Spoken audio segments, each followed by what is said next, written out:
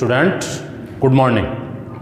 आज हम 12वीं क्लास राजनीति विज्ञान सांप्रदायिकता के दुष्परिणाम पढ़ेंगे। सांप्रदायिकता अर्थ, परिभाषा और सांप्रदायिकता क्यों फैलती है, कारण, ये हम पढ़ चुके हैं पिछले वाले वीडियो में। आज हम पढ़ेंगे सांप्रदायिकता के क्या क्या दुष्परिणाम है, कौन कौन से इसके नुकसान हैं। तो देखो, पहला नुकसान है आपसी द्वेष की भावना पैदा होती है, आपस में तनाव, या दूसरे शब्दों में कहें आपसी द्वेष, तनाव जैसी स्थिति, आपसी द्वेष पैदा होता है। बात करो देखो आपसी द्वेष की, हम सांप्रदायिक कारण समाज में फूट पड़ जाती है, शांति का माहौल नहीं रहता, तनाव जैसी स्थिति पैदा हो जाती है, विमनस्यता का भाव पैदा होता है, उग्र रूप पैदा होता है।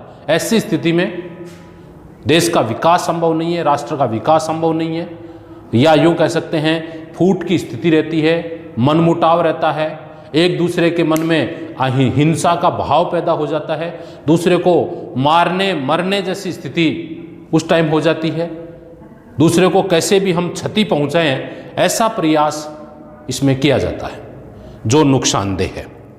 इससे समाज में आपसी समरसता का वातावरण नहीं रहता, समानता का भाव नहीं रहता, भाईचारे की भावना नहीं रहती, समानता और दूसरे के सर्वांगीण विकास की कोई नहीं सोचता, हिंसा जैसी प्रवृत्ति बनी रहती है, सदैव तनाव का माहौल रहता है। ये था इसका आपसी द्वेष। नंबर 2 है आर्थिक हानि। सांप्रदायिक दंगे भड़कते हैं, सांप्रदायिक आर्थिक हानि। देखो नंबर 2 सांप्रदायिकता का दुष्परिणाम है। दूसरी की बात करें तो आर्थिक हानि। क्या होता है भाई सांप्रदायिक दंगों में? सांप्रदायिक दंगे जब होंगे तब जितने भी आस पड़ोस की परिसंपत्तियां हैं, जैसे किसी के मकान को जला दिया गया, किसी के कोई गाड़ी है उसको जला दिया गया, उसके अंदर जो सामान रखा उसको, यानी पूरे के पूरे समाज को नष्ट करने का प्रयास किया जाता है, या उनको जला दिया जाता है, आगजनी की जाती है, तोड़फोड़ की जाती है, हिंसा का माहौल पैदा किया जाता है, उनको मारा जाता है, पीटा जाता है। अब जब ऐसी स्थिति, तो एक तो नुकसान क्या हुआ, जो अपने यहां जो सामान था वो सामान नष्ट हो गया। दूसरा नुकसान क्या होगा? दूसरा नुकसान होगा कि ऐसी स्थिति को काबू करने के लिए सरकार क्या लगाएगी, वहां उस एरिया में कर्फ्यू लगाएगी या धारा 144 लगाएगी। अब जब धारा 144 लग जाएगा, कर्फ्यू लग जाएगा, तो लोगों का बाहर नहीं निकल पाएंगे घर से, और बाहर नहीं निकल पाएंगे तो कल कारखाने वगैरह ये भी बंद होंगे। उस दौरान कल कारखानों में काम करने के लिए मजदूर जा रहे हैं, वो नहीं जा पाएंगे, जिसके कारण क्या होगा, जो जिस दिन की मजदूरी मिल रही है, जो डेली लाते हैं और उसे काम चलाते हैं, उन लोगों के सामने एक बड़ी समस्या आ जाएगी। यानी गरीब तबका का जो वर्ग था, गरीब जो थे वो पहले से गरीब थे, और यदि उसकी मान लो 5 दिन 10 दिन 1 महीना कर्फ्यू जैसा माहौल रहा, तो ऐसी स्थिति में क्या होगा, गरीब लोग हैं वो डेली प्रतिदिन की जो कार्य हैं, डेली दिन प्रतिदिन के जो कार्य हैं वो नहीं कर पाएंगे, उनको मजदूरी नहीं मिलेगी, तो खाने पीने तक की समस्याएं आ सकती है, खाने पीने तक की समस्याएं। इसके अलावा बात कर लें हम, समाज का नुकसान होता है, राष्ट्र का नुकसान होता है, आर्थिक रूप से बहुत बड़ा नुकसान उस दौरान पाया जाता है। तो दूसरी बात आर्थिक हानि की करें तो गाड़ियां बाजार जला दी जाती है, राष्ट्र संपत्ति को नष्ट किया जाता है, दंगों के कारण कर्फ्यू जैसा माहौल पैदा हो जाता है, और इस कर्फ्यू जैसे माहौल में सर्वांगीण विकास संभव नहीं है, या यूं कहें मजदूरी करने वाला व्यक्ति है वो मजदूरी नहीं कर पाएगा। अगला है प्राण हानि। नंबर 3 प्राण हानि। सांप्रदायिक दंगों में मारकाट होती है, हिंसा होती, और हिंसा के माहौल में बहुत सारे लोग मर जाते हैं, मरने वालों के अलावा बहुत सारे अपाहिज हो जाते हैं, अंग विहीन हो जाते हैं, जिससे भी नुकसान होता है। सांप्रदायिक दंगों से सैकड़ों लोग मारे जाते हैं और हजारों के घर उजाड़ दिए जाते हैं। इसके अतिरिक्त यदि बात करें, जैसे रांची है, श्रीनगर है, वाराणसी है, अलीगढ़ है, हैदराबाद है, यहाँ पर सांप्रदायिक दंगे हुए, जिस दंगे में मरने वालों की संख्या से अपंग और अपाहिज होने वालों की संख्या भी बहुत अधिक थी। जितने भी जहां भी दंगे हुए, चाहे श्रीनगर में दंगे हुए हो, चाहे गुजरात में दंगे हुए हो, इसके अलावा यदि बात करो मुंबई हमला हुआ हो, हमारे संसद भवन पर हमला हुआ हो, इधर आपके मुजफ्फर जिले दंगे हुए हो 2013 के, तो जो भी दंगों की हम बात करें, उस दंगों में बहुत सारे लोग, बेचारे निर्दोष लोग जिनका कोई दोष नहीं है, वो लोग भी मारे जाते हैं। निर्दोष लोग इन प्रकार के दंगों में क्या होता है भाई, मारे जाते हैं, और बहुत सारे लोग अपाहिज हो जाते हैं, जिसके कारण उनकी आर्थिक स्थिति पहले से ज्यादा बिगड़ जाती है। अगला है राजनीतिक अस्थिरता। राजनीतिक अस्थिरता की बात करें हम, नंबर 4, क्या होता है, राजनीति है वो ज्यादा समय तक नहीं चल पाती। ऐसी स्थिति में राजनीति अस्थिरता का माहौल पैदा हो जाता है। शासन का जो स्वरूप है, शासन जो चला रही है सरकार, वो ज्यादा लंबे समय तक शासन प्रबंध नहीं कर सकती है। क्यों नहीं कर सकती है भाई? सांप्रदायिक समस्या के कारण राजनीतिक समस्याएं पैदा हो जाती है, और राजनीतिक समस्याएं जब पैदा होगी तो उस दौरान जिसके कारण सरकार में स्थिरता प्रभावित होगी, अस्थायी सरकारों का विकास कार्य नहीं कर पाएंगे, क्योंकि जो सरकारें बनेगी उस सरकार में सांप्रदायिक दंगे जैसी स्थिति पैदा हो जाएगी। सांप्रदायिक दंगों में उनका ध्यान विकास कार्यों में नहीं होगा, वो उन सांप्रदायिक दंगों को रोकने में अपना ध्यान लगा देंगे, और जब रोकने में अपना ध्यान लगा देंगे, सांप्रदायिक दंगों में उनका ध्यान नहीं रहेगा, सांप्रदायिक दंगों में अपना ध्यान लगा देंगे, विकास कार्य नहीं होगा, तो आगे आने वालों में से कोई वोट नहीं देगा, पर्याप्त ध्यान विकास कार्यों में नहीं दे पाएगी, तो आगे आने में अस्थिर सरकार बनेगी। अब जैसे ही नई सरकार बनी, वो सरकार क्या करेगी, पीछे वाली सरकार के कमियां ढूंढने का प्रयास करेगी, और नई सरकार जो अब हट चुकी है वो सांप्रदायिक दंगे करवाएगी। यानी राजनीतिक पार्टियां आपस में सांप्रदायिक दंगे करवाती हैं, सांप्रदायिक दंगे फैलाने का काम करवाती हैं, ताकि सरकार है वो अस्थिर रहे, ज्यादा समय तक शासन प्रबंध वो नहीं करे। यदि ज्यादा समय तक वो शासन प्रबंध करेंगे तो उनका नंबर नहीं आएगा। इस प्रकार सांप्रदायिक दंगों की स्थिति भी, संप्रदाय विशेष की जो स्थिति है, वो भी हमारे लिए क्या है भाई, नुकसानदेह है। सांप्रदायिक दंगे जैसे पैदा हो जाते हैं, नुकसान का कारण बनते हैं। राष्ट्रीय एकता में भी बाधा पहुंचती है। अगला है नंबर 5, राष्ट्रीय एकता में बाधा। राष्ट्रीय एकता में बाधा। अब देखो,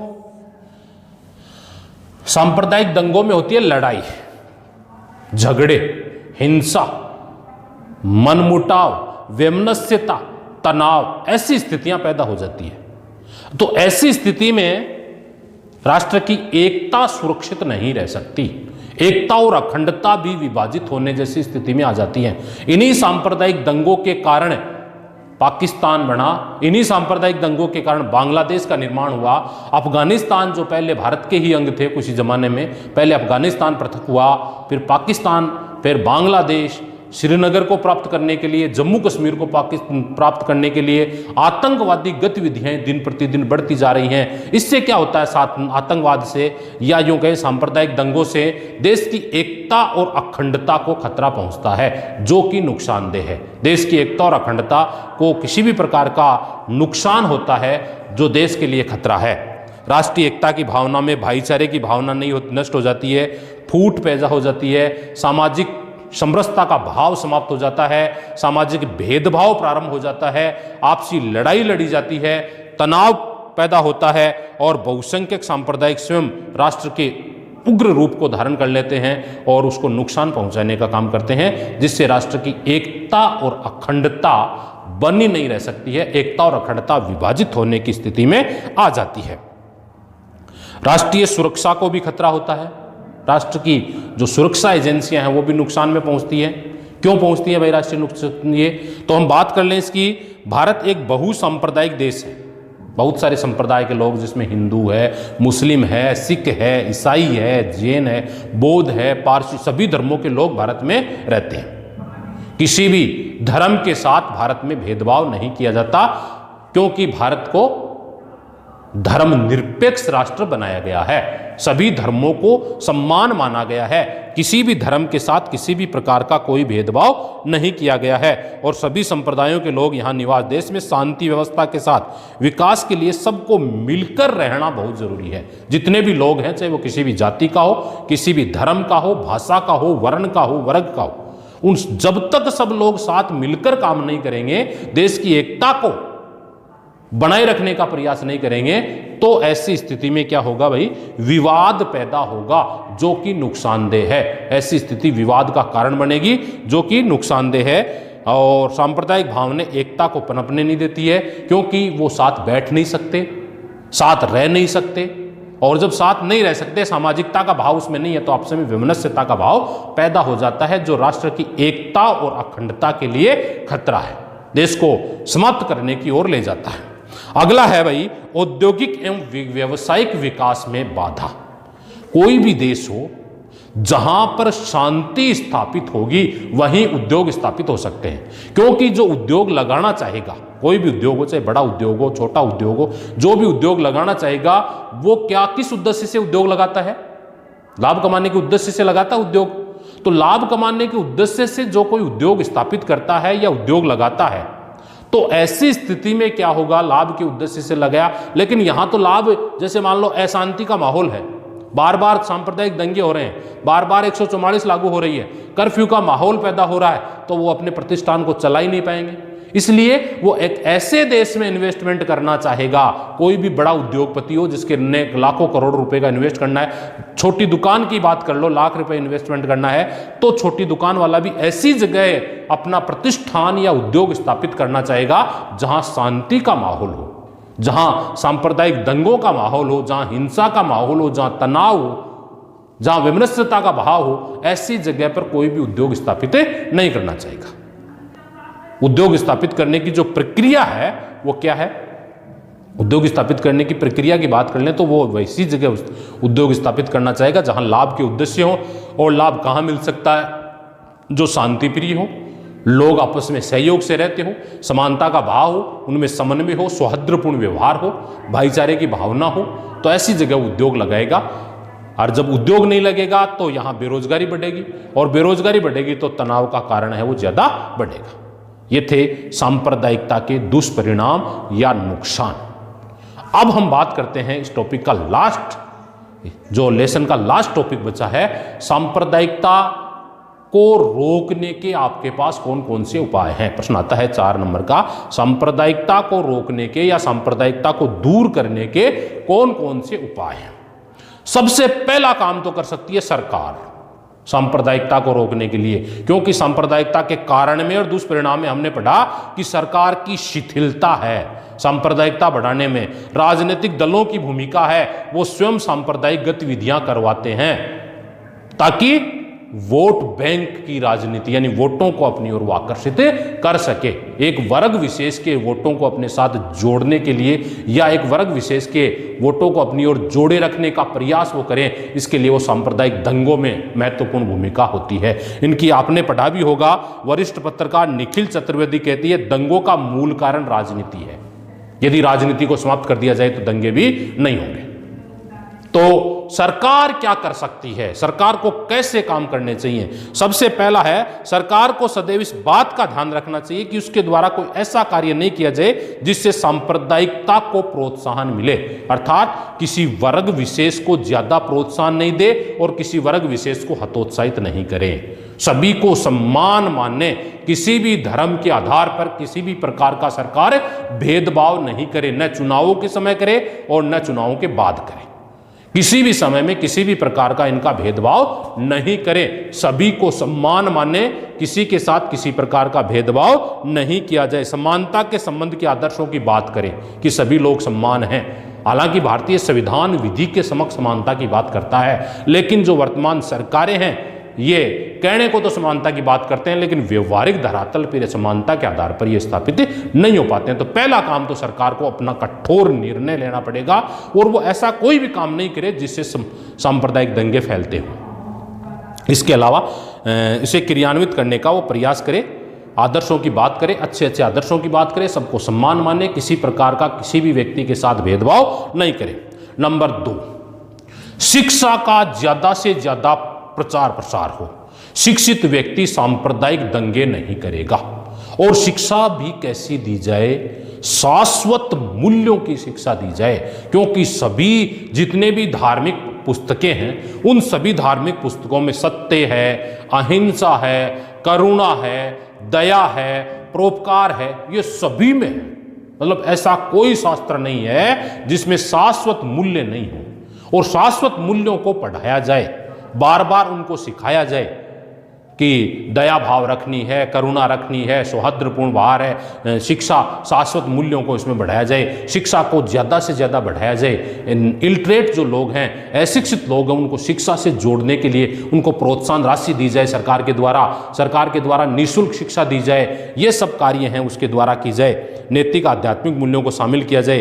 भारत एक धर्मनिरपेक्ष राष्ट्र है, अर्थात सभी धर्मों को सम्मान मानता है। किसी भी धर्म के साथ किसी भी प्रकार का कोई भी भेदभाव नहीं करे, सभी धर्मों को सम्मान माने, सभी के साथ सम्मान व्यवहार करे, किसी के साथ भी किसी भी प्रकार का भेदभाव वो नहीं करे। और धर्म विशेष की शिक्षा की जगह देशभक्ति की शिक्षा दे, क्योंकि जैसे कुछ शिक्षण संस्थाओं में धर्म शिक्षा, जैसे ये मदरसे वगैरह हैं, इन मदरसों वगैरह में क्या दी जाती है? धर्म की शिक्षा दी जाती है। तो धर्म की शिक्षा की जगह कैसी शिक्षा दी जाए भाई? राष्ट्रीय एकता की शिक्षा दी जाए। राष्ट्र को कैसे आगे बढ़ाएं ऐसी शिक्षा दी जाए। राष्ट्र के विकास को कैसे आगे बढ़ाएं ऐसी शिक्षा का प्रावधान किया जाना चाहिए। राष्ट्र प्रेम की भावना जागृत की जानी चाहिए। शिक्षा में ऐसे आदर्शों को जोड़ा जाए जिससे सर्वांगीण विकास हो सके राष्ट्र का। सभी व्यवस्थाओं को शिक्षा में देशभक्ति की भावना पैदा की जाने वाली शिक्षा होनी चाहिए। दूसरा पॉइंट ये था। अगले पॉइंट की यदि बात करें हम, तो धर्म के आधार पर किसी भी प्रकार का किसी भी व्यक्ति के साथ भेदभाव नहीं किया जाए, सभी धर्मों को सम्मान माना जाए। हालांकि व्यवहारिक रूप में, सैद्धांतिक रूप में जो संविधान है वो सबको बराबर मानता है, लेकिन व्यवहारिक रूप में इसमें थोड़ा बहुत भेदभाव हो रहा है। इसलिए इस भेदभाव को पूरी तरह से समाप्त किया जाए। किसी भी प्रकार का किसी के भी साथ भेदभाव धर्म के आधार पर नहीं होना चाहिए। किसी भी विशेष धर्म को प्रोत्साहन नहीं देना चाहिए और किसी दूसरे धर्म को, जो दूसरा धर्म है, उसको किसी ईर्ष्या की दृष्टि से नहीं देखना चाहिए। सभी धर्मों को सम्मान मानना चाहिए। किसी के साथ किसी भी प्रकार का कोई भी भेदभाव नहीं करना चाहिए। धर्म एवं जाति के आधार पर इस तरह का भेदभाव तनाव को पैदा करता है और ये तनाव सांप्रदायिकता की ओर ले जाता है। इसलिए सभी धर्मों को सम्मान माना जाए, सभी को प्रोत्साहन दे तो सभी को दे, और किसी भी धर्म के साथ ईर्ष्या भाव नहीं रखे, सभी को सम्मान माने। अगला है अल्पसंख्यक जो लोग हैं। अल्पसंख्यक का मतलब है जो संख्या में कम है, जैसे सिख हैं, ईसाई हैं, जैन हैं, बौद्ध हैं, ये भारत में अल्पसंख्यक हैं। हालांकि ये जो है मुस्लिम धर्म, इसको भी अल्पसंख्यक ही माना गया है, लेकिन फिर भी इनसे ये ज़्यादा है। तो ये जो धर्म है अल्पसंख्यक, जो भी चाहे सिख हो, ईसाई हो, मुस्लिम हो, बौद्ध, ये जो धर्म है उनके मन में किसी भी प्रकार का भय पैदा नहीं होना चाहिए। मतलब देश को ऐसे कानूनों का निर्माण करना चाहिए कि जिससे इसके मन में किसी प्रकार का कोई संकोच नहीं हो, किसी प्रकार का कोई भय नहीं हो। वो अपना, उनको ऐसा लगे कि मेरा यहाँ सर्वांगीण विकास हो सकता है, मुझे किसी प्रकार की जान माल का खतरा नहीं है, मैं यहाँ आराम से रह सकता हूँ, मेरा सर्वांगीण विकास, मुझे यहाँ से ज़्यादा सुख सुविधा विश्व के किसी भी देश में नहीं मिलेगी, क्योंकि मैं यदि चाहता तो सरकारी पढ़ लिख के सरकारी नौकरी लग सकता हूँ, प्राइवेट कोई धंधा कर सकता हूँ, मुझे सामाजिक रूप से, मुझे आर्थिक रूप से, मुझे राजनीतिक रूप से जितने अधिकार औरों को मिले हुए हैं वो मुझे मिले हुए हैं। इस प्रकार की यदि भावना उनके मन में जागृत हो जाएगी तो सांप्रदायिकता की भावना पैदा नहीं होगी, सभी को सम्मान या एक जैसा माना जाएगा। ऐसी व्यवस्था करें। सांप्रदायिकता का एक सबसे बड़ा कारण चुनावी राजनीति है भाई, जो आप पहले पढ़ चुके हो, चुनावी राजनीति है। क्योंकि चुनावी राजनीति में टिकट वितरण से लेकर मतदाताओं तक जो चुनाव होते हैं उस दौरान मतदाता को प्रभावित करने के लिए सांप्रदायिक दंगे करवाए जाते हैं। सांप्रदायिकता का उनको पाठ पढ़ाया जाता है कि मैं आपकी जाति का हूं, जो मतदाता, जो उम्मीदवार चुनाव लड़ रहा है वो जाति के आधार पर है, वह धर्म के आधार पर है, वो भाषा के आधार पर चुनाव लड़ता है और चुनाव जीतने के लिए दूसरे लोगों को लड़ा भी सकता है। इसलिए ये जो चुनाव हैं इसमें जो भी धर्म का नाम लेता हो, धार्मिक आधार पर चुनाव लड़ता हो, जाति के आधार पर चुनाव लड़ता हो, तो पहला काम तो इनको ऐसे लोगों को टिकट नहीं मिलनी चाहिए। यदि मान लो टिकट मिलती है तो जनता है वो इनको वोट नहीं दे, तो ये सरकार प्रोत्साहन कर सकती है। सरकार सांप्रदायिक चुनावी राजनीतिक दल चुनाव फायदा उठाने के लिए सांप्रदायिक दंगों को बढ़ाते हैं और इस पर कड़ा कानून बनना चाहिए, कठोर कानून होना चाहिए इस पर। यदि कठोर कानून होगा इस पर, चुनावी राजनीति पर, कि जब वो चुनाव लड़ने वाला व्यक्ति किसी धर्म का सहारा लेकर चुनाव नहीं लड़ेगा, किसी भी धर्म को वो ऐसा नहीं मानेगा कि ये धर्म मेरा, इसके आधार पर मुझे वोट मिल जाए, तो यदि वो ऐसा करता है तो उसको चुनावी मैदान से हटा दिया जाना चाहिए। उसको चुनाव लड़ने का अधिकार नहीं होना चाहिए। जो धर्म का बढ़ावा देता है या धर्म की बात करता है या जाति की बात करता है, सभी धर्मों को वो सम्मान माने, किसी भी प्रकार का उस पर कड़ा प्रतिबंध लगा दे। प्रत्यक्ष या परोक्ष रूप से चुनाव प्रचार में धर्म का सहारा कतई नहीं लेना चाहिए। और जब धर्म का प्रचार का सहारा नहीं लेंगे तो ऐसी स्थिति में क्या हो जाएगा, राजनीतिक व्यवस्था स्थिर हो जाएगी और सांप्रदायिकता का भाव पैदा नहीं होगा। समय समय पर सांप्रदायिकता के आधार पर प्रतिनिधित्व की मांग बढ़ती ठुकरा दिया जाए। नागरिकों में राष्ट्रीयता की भावना, सांप्रदायिकता के बाद पर प्रतिनिधित्व मिलना चाहिए। मुझे हमारा कोई सांसद नहीं है, सांसद होता है तो क्या करते हैं, सांसद जनता से आंदोलन करवा देते हैं, बोले आंदोलन करो, मेरे को मंत्री बनाए, कि भाई हमारे धर्म का मंत्री बनाओ, हमारी जाति का मंत्री बनाओ, हमारी भाषा का मंत्री बनाओ, हमारे क्षेत्र का मंत्री बनाओ, आंदोलन कर देते हैं। और ये करवाने का काम किसका है, राजनेताओं का। यदि कोई ऐसा करता है कि भाई अमुक आदमी को आप मंत्री बनाओ, कैबिनेट में आप इनको स्थान दो, और यदि आंदोलन करता तो उसकी सदस्यता समाप्त करनी चाहिए, ऐसे सांसद की, ऐसे विधायक की। क्योंकि आंदोलन के लिए कौन जिम्मेदार है, वो विधायक। यदि व्यक्तिगत नाम आ रहा है कि भाई इसको मंत्री बनाओ, इस धर्म के लोग को मंत्री बनाओ, तो ऐसे व्यक्ति के साथ क्या करना चाहिए, उसको पद से पदमुक्त कर देना चाहिए या उसको हटा देना चाहिए। ऐसे व्यक्ति से हमें कोई लेना देना नहीं होना चाहिए। उसमें राष्ट्रीयता की भावना भरे कि भाई राष्ट्र के नाम पर मुझे ऐसा काम करना है, मैं राष्ट्र के लिए क्या कर सकता हूं, सांप्रदायिकता के आधार पर काम नहीं करें। शिक्षा से दृष्टिकोण है वो उदार है तथा व्यक्ति का मानसिक विकास हो। अशिक्षित व्यक्ति धर्म का संकीर्ण एवं स्वार्थों का प्रयोग करने में बहकावे में आ जाते हैं। इसलिए पहले भी मैं आपको बता चुका हूं, शिक्षा को ज्यादा से ज्यादा बढ़ावा देना चाहिए। यदि लोग शिक्षित हो जाएंगे तो वो बहकावे में नहीं आएंगे। अशिक्षित लोग हैं वो दूसरे लोगों के बहकावे में आ जाते हैं और वो सांप्रदायिक दंगों को बढ़ाने में अपना योगदान, यानी सांप्रदायिक दंगे बढ़ाने में अपनी भूमिका निभाने, खुद ही ऐसा लगने लग जाते हैं कि हम तो धर्म के लिए लड़ रहे हैं। और जहां धर्म शब्द आ जाता है तो वहां व्यक्ति हिंसा नहीं देखता है, मरने मारने की स्थिति नहीं देखता, वो स्वयं मरने तक को तैयार होता है कि मेरे धर्म के का नाम है, या मुझे भगवान ने, मुझे ईश्वर ने, मुझे अल्लाह ने प्रतिनिधि भेजा है और मैं तो दूसरों को मारूंगा तभी मुझे गति मिलेगी। यह धारणा गलत है। शिक्षित लोगों के मन में ऐसा विचार नहीं आता, जबकि अशिक्षित लोगों के मन में ऐसा विचार आता है। इसलिए शिक्षा का प्रचार प्रसार अधिकाधिक करना चाहिए, शिक्षित लोगों को ज्यादा से ज्यादा जोड़ना चाहिए, शिक्षा की पद्धति को अपनाना चाहिए। शिक्षित लोग ज्यादा हों, ये तो सांप्रदायिकता नहीं होगी। सर्वधर्म समभाव, सभी धर्म सम्मान है, किसी भी धर्म के साथ किसी भी प्रकार का भेदभाव नहीं हो और सभी धर्मों को सम्मान माने। सरकार भेदभाव नहीं करे, सर्वधर्म समभाव वाले कार्यक्रम को बढ़ाएं, आयोजित किए जाना चाहिए। साहित्य के माध्यम से, पत्र पत्रिकाओं के माध्यम से, रेडियो के माध्यम से, टीवी के माध्यम से, जितने भी इलेक्ट्रॉनिक मीडिया हैं या पत्र पत्रिकाएं हैं, जो भी साधन हमारे पास हैं संचार के, उन साधनों के माध्यम से हमें प्रचार प्रसार करना चाहिए कि सभी धर्म सम्मान है। जो भी ऐसी कोई चीज़ें हैं उनको दिखाना चाहिए। हिंदू मुसलमान, हिंदुओं के त्यौहार मुसलमान मनाएं, मुसलमानों के त्यौहार हिंदू मनाएं, दोनों साथ रहें, साथ खाना खाएं, बैठें, बातचीत करें, उनसे हाथ मिलाएं, गले मिलें। ऐसी स्थिति जहां होती है तो मीडिया कवरेज के माध्यम से ज़्यादा उसको प्रोत्साहन करें, उनको दिखाएं कि भाई ये लोग हैं, क्योंकि दोनों हैं मुसलमान हैं, एक ही देश के रहने वाले हैं। और जहां धर्म का नाम छूटकर ये आ जाएगा कि मैं इंडियन हूं, मैं भारतीय हूं और मुझे भारतीय होने पर गर्व है, तो सांप्रदायिक दंगे नहीं। ये था सांप्रदायिक दंगे होने का प्रमुख कारण। और एक और कारण पढ़ लो आप चाहे, अभी हम बात करें ना, सांप्रदायिक संगठन क्या करते हैं, संगठन करते हैं, सरकार पर दबाव बनाते हैं संगठन, और दबाव बनाकर वो क्या चाहते हैं भाई, सरकार से अपने नाजायज और जायज मांगों को पूरा करवा लेते हैं। ऐसे संगठनों पर पूर्णतः प्रतिबंध लगा देना चाहिए। सरकार ऐसे संगठनों की किसी भी मांग को पूरा नहीं करे तो सांप्रदायिक दंगे समाप्त हो सकते हैं। सांप्रदायिक दंगे या सांप्रदायिक जो स्थिति है या संप्रदायवाद है, इसको कैसे ये समाप्त हो, इसके लिए सच्चर कमेटी बनाई गई 2006 में। प्रश्न आता है ये सच्चर कमेटी से आप क्या समझते हैं? तो 2006 में सच्चर कमेटी बनाई गई। और सच्चर कमेटी क्या थी? सच्चर कमेटी थी कि धर्म के आधार पर, भाषा के आधार पर, धर्म के आधार पर जो सांप्रदायिक दंगे हो रहे हैं, ये क्यों हो रहे हैं, इनको रोकने का क्या आपके पास उपाय है? तो देखो, भारतीय मुसलमानों की, उन्होंने बताया सच्चर कमेटी ने कि भारतीय मुसलमानों की सामाजिक, आर्थिक, राजनीतिक स्थिति पिछड़ी हुई है। न तो उनका स्थान सामाजिक क्षेत्र में है, समाज में उनका भेदभाव होता उनके साथ। शिक्षा का स्तर की बात करें तो भारत की कुल जनसंख्या का 17% मुस्लिम है यहाँ, और 17% में मात्र 1% लोग शिक्षित हैं।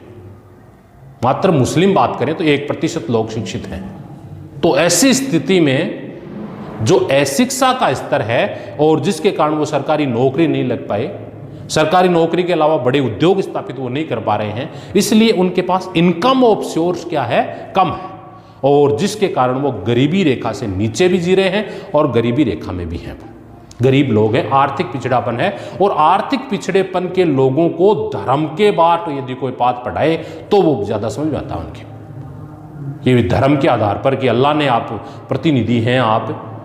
तो ऐसी स्थिति का सुधार करने के लिए जो सच्चर था, न्यायाधीश राजेंद्र सिंह सच्चर की अध्यक्षता में 7 सदस्यीय कमेटी का गठन किया गया कि इनकी आर्थिक स्थिति, इनकी सामाजिक स्थिति, इनकी राजनीतिक स्थिति का आकलन करे और आकलन करके इसमें सुधार कैसे किया जा सकता है। तो इसमें सच्चर की, राजेंद्र जो था उनकी अध्यक्षता में, राजेंद्र सिंह सच्चर की अध्यक्षता में एक 7 सदस्यीय गठन किया गया। सच्चर ने मुसलमानों की स्थिति का अध्ययन किया और अपने सुझाव दिए। एक एक मुसलमान के घर गए, पूरा आकलन किया, पूरा दौरा किया, और दौरा करके इन्होंने ये एनालिसिस निकाला, या यूं कहें ये शब्द निकाले उन्होंने, इस बात पर इन्होंने जोर दिया कि इनको शिक्षा के क्षेत्र में, इनको सरकारी नौकरी प्राप्त करने के क्षेत्र में, और इनको सांसद के क्षेत्र में कुछ आरक्षण दिया जाए। और इन्होंने पिछड़े वर्ग को, तत्कालीन केंद्र सरकार ने पिछड़े वर्ग को 4.5% आरक्षण अल्पसंख्यकों को देने का निर्णय कर लिया था। यानी इन्होंने ये कहा कि इनको कुछ आरक्षण दे दिया जाए। और इन्होंने इस दौरान एक बहुत सारे कार्यक्रम भी चलाए थे, 15 सूत्री कार्यक्रम, जिसमें मुसलमानों के लिए शिक्षा है, बालिका शिक्षा को प्रोत्साहन है, प्रौढ़ शिक्षा कार्यक्रम चलाया, सर्व शिक्षा अभियान चलाया, यानी बहुत सारी सुविधाएं चलाने का प्रयास भी इन्होंने किया।